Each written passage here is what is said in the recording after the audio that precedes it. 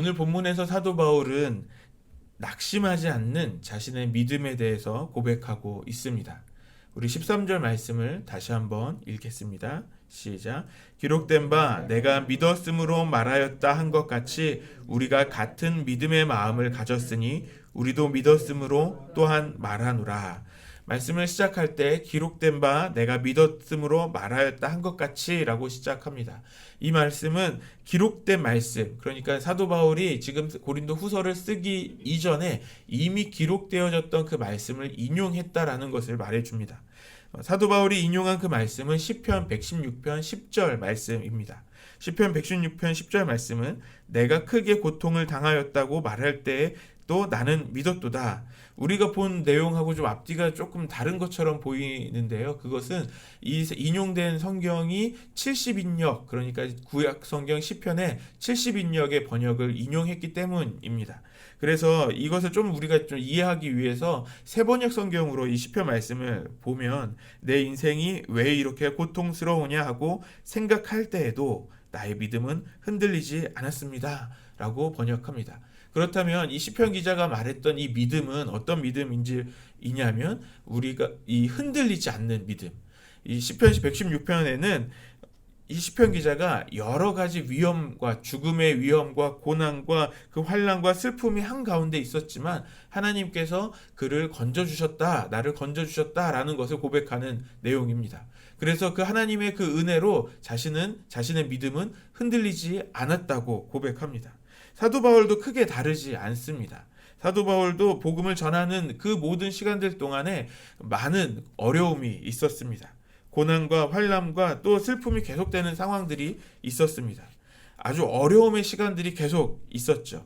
하지만 그 가운데서 있을 때에도 하나님께서 사도 바울을 건져주셨고 그 어려운 상황 속에서 건져내 주시는 하나님의 은혜를 경험하며 사도 바울의 믿음도 흔들리지 않았던 것입니다. 그래서 사도 바울은 계속해서 그 믿음과 같이 시편 기자가 고백했던 그 믿음과 같은 믿음을 우리가 가지고 있다라고 말합니다. 그래서 그 믿음으로 지금 말을 하고 있다라는 겁니다. 네. 사도 바울의 믿음 역시 흔들리지 않는 믿음이었습니다. 그 흔들리지 않는 믿음으로 고백하고 있습니다. 그 어려운 상황 속에서 그럼 사도 바울은 무엇을 더욱더 믿었을까요? 어떤 흔들리지 않는 믿음이었기에 그렇게 살 수 있었다라고 말하는 것일까요? 14절과 15절 말씀을 같이 읽겠습니다.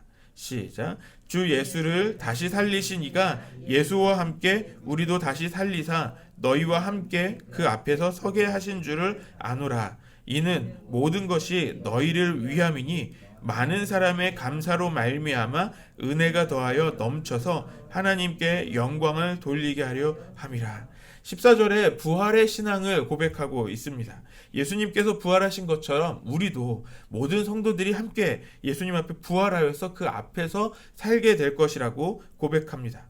그래서 15절에 이 부활의 모든 것이 그러니까 우리 모두를 위한 것, 그 너희 그러니까 고린도 교회 더 나아가서 이 말씀을 듣고 있는 우리 모든 성도들을 위한 것이라고 소개하고 있습니다. 그렇다면 성도들에게는 이 부활의 소망을 가지게 된 것으로 이제 감사하게 되는 것이죠. 그리고 그 감사가 곧 하나님께 영광을 돌리게 하는 것이 된다라는 것입니다. 그렇다면 우리에게 이 부활의 소망을 주신 것은 하나님의 계획 같습니다. 우리가 더욱더 하나님께 감사하고 하나님을 영광을 돌리게 하는 하나님의 계획처럼 들립니다. 16절 말씀을 또 같이 읽겠습니다. 시작. 그러므로 우리가 낙심하지 아니하노니 우리의 겉사람은 낡아지나 우리의 속사람은 날로 새로워지도다. 그래서 사도 바울은 자신이 낙심하지 않는다는 믿음의 고백을 하고 있습니다. 그러면서 겉사람과 속사람을 비교합니다. 겉사람은 우리가 쉽게 이해할 수 있는 인간의 육체를 이야기할 수 있습니다. 겉사람 육체는 점점 늙어가면서 사라져 가게 됩니다. 하지만 속사람은 하나님의 뜻과 그 계획을 마음에 품게 됩니다. 그래서 겉사람은 늙어져서 사라져 가지만 속사람은 하나님의 뜻과 계획을 품고 날마다 새로움을 경험합니다. 여기에서 새로워지다라는 번역된 헬라어는 아나카이 누타이라는 헬라어인데요. 이 뜻은 반복적으로 새롭게 된다라는 것입니다. 이 새로움이 그날 똑같은 새로움이 아니라 날마다 새로워지는, 매일매일 새롭게 다가오는 그 일들이 있다는 것이죠. 다시 매일매일 새롭게 나에게 이 부활의 기쁨이 다가오는 것입니다. 그래서 계속해서 17절 말씀 같이 읽겠습니다. 시작. 우리가 잠시 받는 환난에 경한 것이 지극히 크고 영원한 영광에 중한 것을 우리에게 이루게 함이니, 먼저 우리가 받는 이 환난을 가벼운 것, 경한 것이라고 소개합니다. 그리고 이것은 잠시 받는 것입니다. 우리가 받고 있거나 받게 될 그 환난과 고난이라는 것은 아주 잠깐 지나가는 가벼운 것이라는 것입니다. 우리는 환난을 당할 때, 고난을 당할 때 우리의 인생이 마치 끝난 것처럼 생각할 때가 있습니다. 내가 마치 저주를 받은 것처럼 나의 인생이 실패했다고 생각할 때가 있습니다. 하지만 이 시간들은 지나가는 잠깐의 시간이며 가벼운 것들입니다. 오히려 이 가벼운 것들은 우리의 나중에 올 더 중한 것, 더 영원한 그 영광, 크고 영원한 영광을 위한 그 밑바닥이 되게 됩니다. 그 가벼운 것들이 지나서 우리에게 더 중한 것, 하나님의 영광이 우리에게 오게 된다라는 것을 말씀하고 있습니다. 그래서 18절 말씀을 같이 보겠습니다. 시작. 우리가 주목하는 것은 보이는 것이 아니요 보이지 않는 것입니다. 잠깐이요 보이지 않는 것은 영원함이라. 우리가 이제 어떻게 이 세대를 살아가야 하는가에 대해서 말씀해주고 있습니다. 보이는 것에 주목하지 말라고 말씀합니다. 보이는 것은 환난이 잠깐 지나가는 것처럼 잠깐일 뿐입니다. 잠시 받는 환난과 같은 것입니다. 보이는 것들은 지나갑니다. 우리가 주목해야 하는 것은 보이지 않는 것입니다.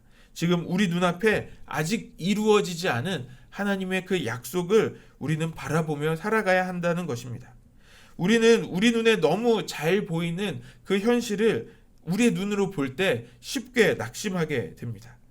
구약에 보면 민수기에 가나안 땅을 앞에 두고 12명의 정탐꾼들을 가나안 땅에 보냅니다.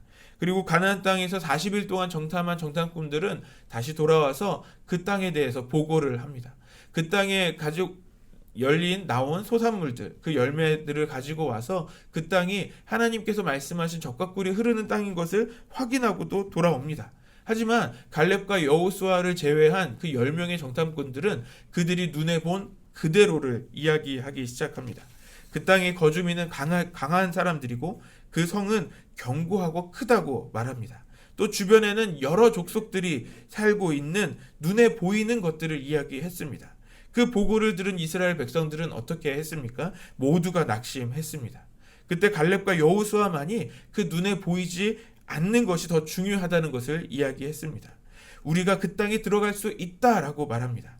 하나님께서 우리를 기뻐하시면, 하나님이 우리와 함께 하신다면 우리는 그 땅을 갈 수 있다라고 말했던 것입니다.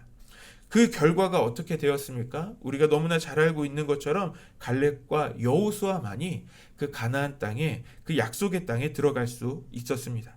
갈렙과 여호수아는 그 똑같은 상황을 보며 낙심하지 않았습니다. 하나님의 약속을 믿고 그 약속이 이루어질 것을 바라보고 있는 것입니다. 그렇다면 우리가 어떻게 구체적으로 우리가 이 보이지 않는 것을 보면서 살아갈 수 있을까요? 그 방법은 우리가 가지고 있는 이 믿음을 선포하는 것입니다. 하나님께서 우리에게 주신 이 약속을 우리 모두에게 이야기하는 것입니다. 우리가 믿고 있는 이 부활의 소식을 믿지 않는 자들에게 전하는 것입니다. 과격하게 말하면 전도하는 것이죠. 우리의 믿음을 고백하는 전도를 하는 것입니다. 조금 부드럽게 말한다면 내가 어떻게 주님께서 약속하신 이 부활을 믿게 되었는지를 부드럽게 간증할 수도 있겠습니다.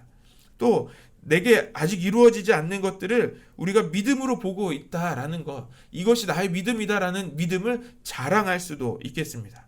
우리에게 이미 주어진 이 부활의 약속, 이 영생의 소망을 자랑하는 것입니다. 국어사전에서 낙심하다라는 말의 뜻을 찾아봤습니다. 바라던 일이 이루어지지 아니하여 마음이 상하다라고 되어 있습니다. 그렇다면 우리는 더더욱 낙심할 수 없습니다. 왜냐하면 우리가 바라는 것들, 그 바라는 일들, 우리가 믿고 있는 그 약속은 아직 이루어지지 않은 것이 아니라 이루어지는 과정 중에 있기 때문에 그렇습니다. 우리의 소망은 진행 중입니다. 부활의 소망은 계속해서 진행 중인 것입니다. 그러므로 우리의 믿음은 과거 완료형이 아닙니다. 이전에 믿음이 있었고 지금은 상관없는 것이 아니라는 것입니다. 우리의 믿음과 소망은 계속되고 있는 현재 진행형이 되어야 하는 것입니다. 오늘 우리는 우리의 현실을 바라보며 낙심하지 않아야 합니다. 오늘 우리 이 자리에 함께 하신 모든 성도님들, 우리의 현실을 우리가 그대로 바라보며 낙심하지 않게 되기를 소망합니다. 주님께서 주신 그 부활의 소망, 그 영생의 약속을 바라보며 믿음으로 살아가는 우리 안성열린교회 모든 성도님들 되시기를 소망합니다.